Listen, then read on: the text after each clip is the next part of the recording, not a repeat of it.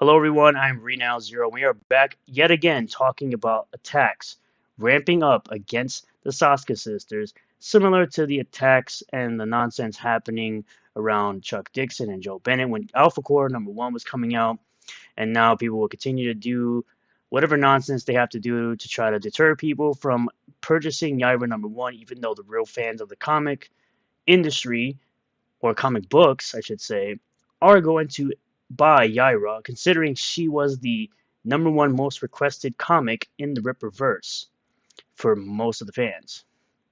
So, as usual, you can buy the comic after the campaign's ends. You have Alpha Core and ISOM 2, you have ISOM 1. You also have the brand new Braxwell shirt that came out after the campaign has finished for Alpha Core #1. I will also be promoting Blade Devil 2, Chains of Blood, 4 different covers from Raging Golden Eagle and ToxicManBaby. All the links to all the comics I'll be showing will be listed below in the description.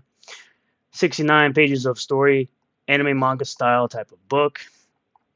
2 supplemental stories, of course.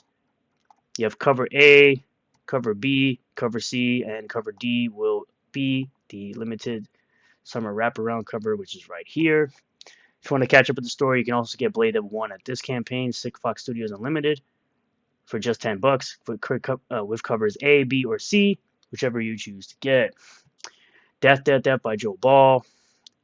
A 300-page graphic novel, manga edition for $18, $30 for hardcover line art, $45 for hardcover color edition, and in my opinion, looks 1,000 times better than anything that a certain comic pro, washed up comic pro, could ever dream of drawing in his books. Black Rhapsody Part 1.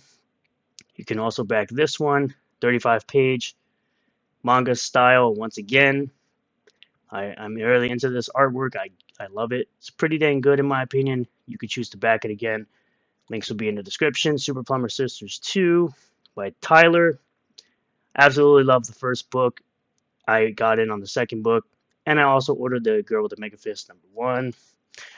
So once again, we got to bring up this video for all the dummies out there that think that the politics are essentially going to bleed over into the material that is being written by the Ripperverse.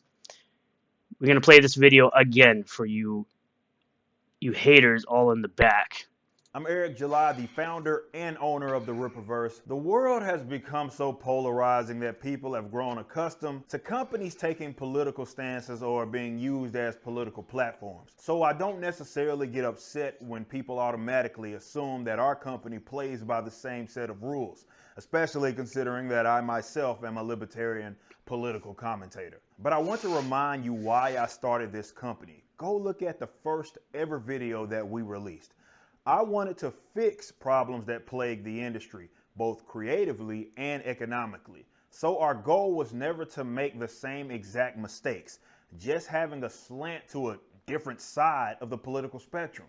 That defeats the purpose. Our rule about social views. Oh no, not to have a political slant towards one side or the other, allowing both sides of the political aisle to create material for his comic company. Shocking.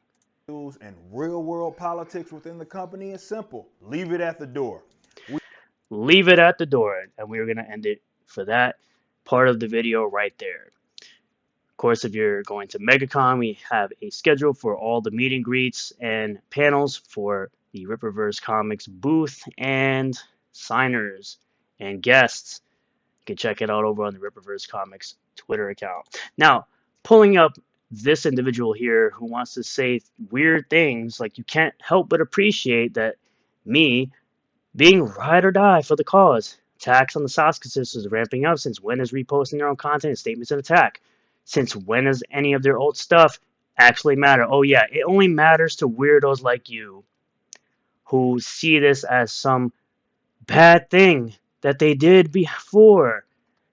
As I respond by saying, you gotta appreciate the dedication to hating one person because you're an obsessed weirdo over a black man making a comic book. Which one looks worse to you? By the way, I appreciate that you're subscribed to my channel to hate watch me. Also, if the old tweets didn't matter to you weirdos, why are you bringing them up? Why are you actively searching for them? Because you're looking to start some nonsense similar to what you weirdos did with Chuck Dixon and Joe Bennett when Alpha Core 1 was going to come out with the whole Q nonsense. Yeah.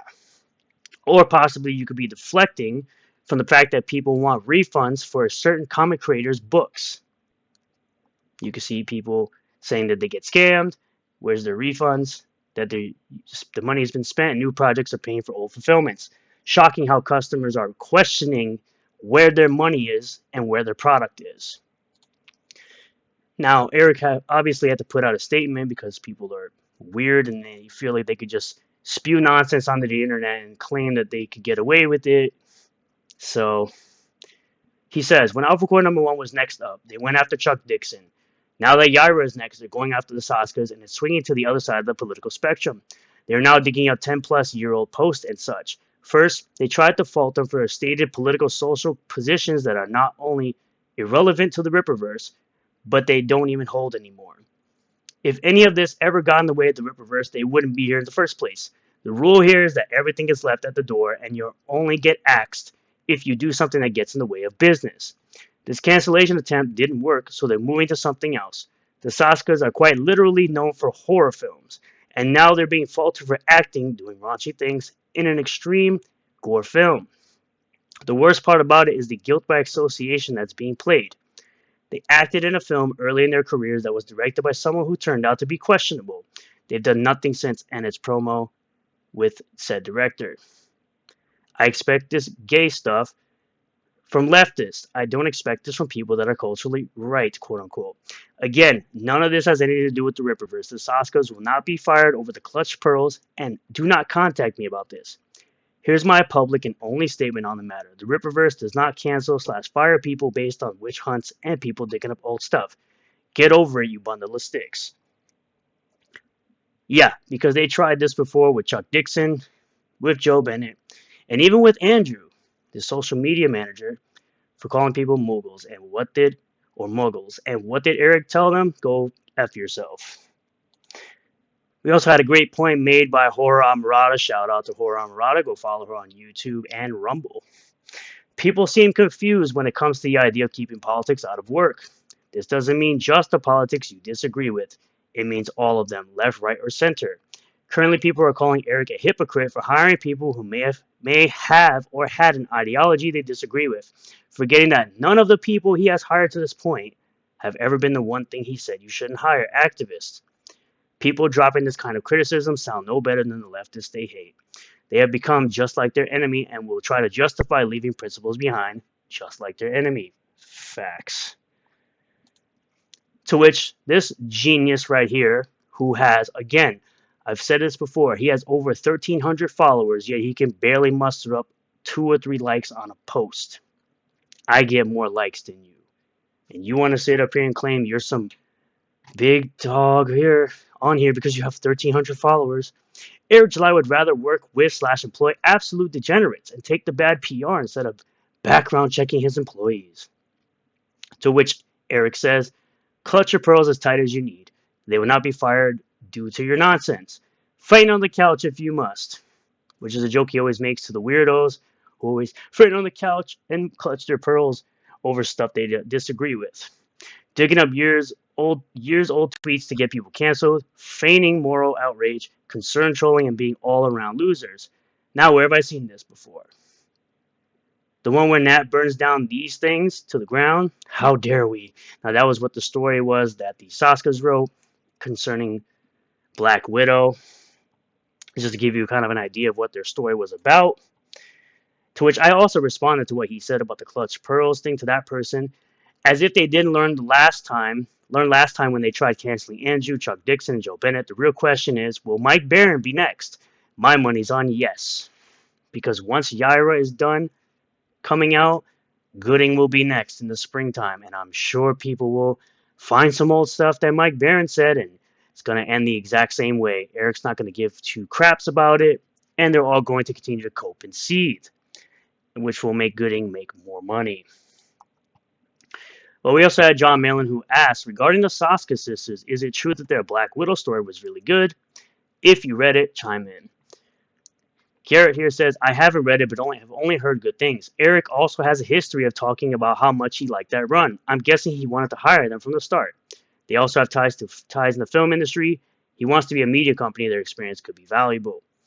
It was well written for sure, left a bad taste in my mouth though. It was coming right off the story where they made Cap a WW2 soldier, and Black Widow gets deleted in that. So the Black Widow in the story that the Soskas wrote was actually a clone. It was weird. I thought it was good. I saw a movie they directed, See No Evil 2. It was actually more polished than the clips Shane keeps finding. I liked it a lot. Black Widow is a badass, as she should be, using her skill set to take down these types of bad people. Harmfully, terribly. Story is well written. Some cool one-liners. I would read more from them. It is true, they did some Deadpool work. If I remember correctly, I enjoyed their films, American Mary and Rabbit, not into the turbo gross stuff. It's worth the read. I liked it. So there are people out there who are admitting that they liked the Black Widow run that they wrote. So these are the type of people that would probably be interested in the Yaira story that she's writing. Right? And of course, Student of God, shout out to him as well, because he's been going on this kind of revenge tour, if you will, against Ethan, because he just feels the need to call out all the hypocrisy coming from that side of the aisle. To which I said, oof. Seems like Eric meant gatekeep the critics, not these types of people who do this type of stuff. Again, I'm cool watching this all go down. It's a learning experience. What you should learn is how to get your books out on time, how to get your books out in general. Hashtag when is Rainbow the Brute? Hashtag when is Snowman? Please let the entire world know. Refund people's money, because you literally are spending time drama farming rather than finishing your books or getting your books out to print to your customers that paid for your books. Even with Snowman, even if you're publishing it for someone else under your brand, you are damaging your brand by not getting it done. We also have this person who says, when Yaira comes out, if the story, art, and writing is bad, go in. If the story, writing, and art, art, and writing is good, go crazy. Question: when is the release date? There is no release date. It's interesting how people are saying that it's going to be late if it doesn't come out in winter. It's not late if there's no date. But it's also funny how people would use the estimated delivery date, and they'll say, well, it's not late because it's only an estimated delivery date. So which one is it? Stop being hypocrites. Now these people, the Ministry of Dude, who are known detractors of the Ripperverse, who put this out there, they essentially do a live stream on this, saying, from Student of God, current state of CG, bad. Being a paid actor in a movie a long time ago, good. Doing a live stream with someone promoting their internet nonsense. So basically promoting this person on their live stream. Of course, I'm going to have to block all this stuff out. You're going to see this stuff blurred out. Moving on over to here. And this is what they had to say about Yaira. Shout out to Ripperverse Goalpost. Great work as usual. Because they said the Ripperverse was a one-hit wonder. It makes complete and utter sense to me that Yaira is not going to make $1 million. I would be surprised if it even approaches $1 million. Different detractors, same playbook, happens every campaign. Let's take a listen to the 1-minute clip. You made a lot of money. Congratulations. You duped them. You duped a lot of them once. You duped some of them twice. You duped a few of them 3 times. People want to go, oh, how you saying it's not a success? It's not a success because you can see in the fucking numbers, this has no staying power. This was a... It clearly has staying power, considering that every single comic book in history, or at least almost every single comic in history, has a drop from number 1 to number 2. Even a successful franchise like Harry Potter sold 120 million of the first book, and then the second book dropped to 77 million. Are you going to sit here and claim that Harry Potter isn't a successful franchise because they had a small dip in the customer base from book 1 to book 2, even though Harry Potter is a billion-dollar franchise, possibly a multi-billion-dollar franchise? Is that what you're saying? Again, we're not using the same logic here, because these guys definitely won't. They're not going to be using the same logic here when it comes to DC, when it comes to Batman, Superman, Wonder Woman, Green Lantern, Green Arrow, etc., of DC heroes. Batman sells the most. Are you going to say that Wonder Woman's a failure, or Superman's a failure, or Green Lantern's a failure, or Green Arrow's a failure because they sold less than Batman? And on the Marvel side, Spider-Man is the best-selling comic hero for Marvel. Are you going to say Hulk's a failure? Are you going to say Iron Man's a failure? Are you going to say Thor's a failure? Are you going to say Captain America's a failure because they sold less than Spider-Man? Or are we going to use the same logic for mainstream comics that we do with the Ripperverse? Of course not. Of course they're not going to do that. Are we going to do the same thing for Cyberfrog? Cyberfrog 2 had about 13,000 backers, maybe 14,000 backers. Cyberfrog 3 has about 45 to 4,700 backers. Are we going to use the same logic with Cyberfrog as well? Probably not, because it's not Ripperverse. It's only Ripperverse that they apply these rules to. They don't apply it to mainstream. They don't apply it to other CG projects or other indie projects, because Rip isn't CG. He's his own indie stuff. He's probably more Iron Age than anything else, but they're not applying the same rules to other indie books or mainstream books as they do to the Ripperverse. Let's continue. A flash in the pan. Ripperverse was a one-hit wonder. And it's, yeah, he just put something else out. A one-hit wonder would be that only the first campaign would do multi-million dollars. The second campaign did multi-million dollars. The third campaign did over $1 million. And the books continue to sell after the campaigns end, including ISOM 1, 2, and Alpha Core 1. Yeah, it made like $1 million, but you're starting at like 3 or 4 million, and now you're down to like breaking over 1 million. Like it's going down each time. Once again, like I said, different IPs. Not everyone's going to show up for Alpha Core. Not everyone's going to show up for ISOM. Not everyone's going to show up for Yaira. Not everyone's going to show up for Gooding. Again, apply that same logic to other indie comics and mainstream comics. It's not going to happen because they're not going to do that, because they're very biased against essentially the guy who is the biggest indie comic creator in the space. The shit with the Soska sisters, like, I could be wrong. Like, I'm willing to be, like, if shit turns out wrong, I'll be like, I was off on that, I guess. But, like... I mean, you were off on the last campaigns, too. So, did you say anything about those last campaigns? I'm not sure. Someone, if they have that info, I'd like to see it. But as far as I'm aware, because I haven't seen it, I don't think they've said anything about the campaigns that sold multi-million dollars when they said the same exact stuff. It makes complete and utter sense to me that Yaira is not going to make $1 million. Like, I would be surprised if it even approaches $1 million. Because all his customers, for, like, years now, he's been, like, riling them up about woke shit. Woke this, and woke people controlling things, and, oh, we don't want them touching our shit because they into that gay shit and that trans shit. And they just want to put women and shit and blah, blah, blah, blah. No, it's not that they want to put women and stuff. It's they want well-written women. And yes, we don't want that gay and trans stuff in children's material. We don't want to show children this disgusting type of material.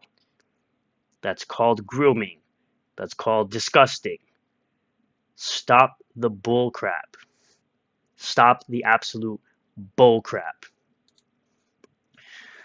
Moving over to G. Primicado, who says, so Shane Davis is a wimp and deleted his tweet after Student of God gave him what he couldn't swallow. Canva, amazing how CG forgets. So this is the tweet that Shane made that apparently he deleted. What you like in your bedroom is none of my concern. Most people in the world do draw the line at all these things, let alone all that in several minutes. So, Student of God puts, your friend Mandy literally did this. You don't have the moral ground here, neither does this person. This person still promotes this person's book, who is this type of person. And you can read the tweet, you can pause the video here and read this old tweet that is now deleted from this specific person. There's actually some stuff down here. I'm going to link this tweet in the description of the video so you can see this stuff that's down here. I'm not going to be showing it in the video because it's a little spicy, so I can't exactly show that in the video. So this person says, so they're not trans activists, or it's okay when you hire them but not Marvel.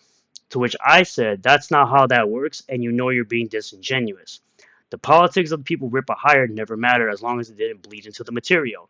The difference with the big two is the casual self-insert and personal politics bleeding into the material. Stop concern trolling and stop acting as if you really care. Also, at the same time, their politics can change from 10 years ago. Of course, we got weirdos in my comments. Isom is a self-insert of Eric himself. No, it isn't. They don't look anything the same at all. Ripperverse is no different from the big two. He just replaced woke with crap. Yeah, because Isom isn't definitely the best-selling graphic novel in the past 5 years, outselling any recent graphic novel that's released. Okay. Yeah, that's definitely a thing. There isn't one. As usual, that dirty rat-looking F is running interference for those crappy comics to get any type of attention from his E-Daddy. He also gonna use y'all's tweets as proof. EJ Camp are not attacking folks when all his other combos are singularly hostile. To which I respond, I don't need attention from anyone. I don't go out of my way to start anything. I didn't even insult Richard. I was being respectful. The only people that never show proof of anything are you weirdos on the other side that claim he does all these terrible things. Quite interesting how that works. This person responds, I'm a big Ripperverse fan, but this crap is disgusting and shouldn't be accepted. So a tweet from 13 years ago that the Soskas put out saying they're taking pics from this movie prop van of twin little boys, saying it's cute and it's legit, even with the hashtag twinning, because they're twins, the boys are twins, they're not doing anything crazy, they're not saying anything questionable, they're just saying twinning because, again, they're twins, the little boys are twins, nothing really crazy there. And they're taking the photo from a prop van for a horror film. Obviously, you know, Buster Baxter himself has to always chime in. It's not appropriate to take and post pictures of children without their consent. It's especially inappropriate when it's from a prop van as part of this type of film marketing tour. So you just admitted that it was marketing for a film, a piece of fiction. A piece of fiction. You just self-owned yourself. Vito as well had something to say. It's genuinely wild that this so-called business expert thinks it's a good idea to call his critics a bundle of sticks. But hey, maybe I just don't understand the parallel economy. You clearly don't, because you're not a part of it. Hashtag when is Superkiller. Still don't know where that book is, even though you can get it for free digitally when it releases. Because you want to slap your customer base in the face by giving them a physical product and then just letting anyone read it for free. So, what's your point? What is your point exactly? Oh, yes.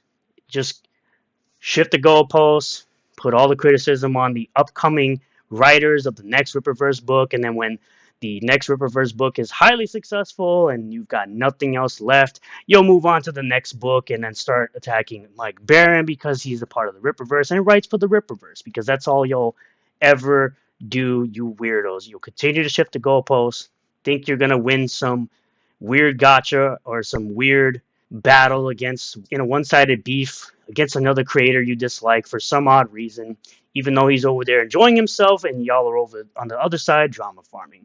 And I guess that's all I have to show you guys today. Thank you all for checking out this video. I really do appreciate all the new subscribers, returning subscribers, new viewers, returning viewers. If you do like the video, hit the like button. Comment below if you feel about all this. As a reminder, of course, there is a join button below the video if you'd like to become a member of the channel. For just $1 a month, it really does go a long way to supporting the channel, as well as the super thanks button. If you want to give an extra tip for the content, it is always welcome, but you have no obligation ever to do so. It is only if you want to. Subscribe for more content and hit the bell for notifications. Set the bell to all notifications. That way you'll get a notification anytime I post a new video or go live on this channel, and I will see you all in the next one. Peace.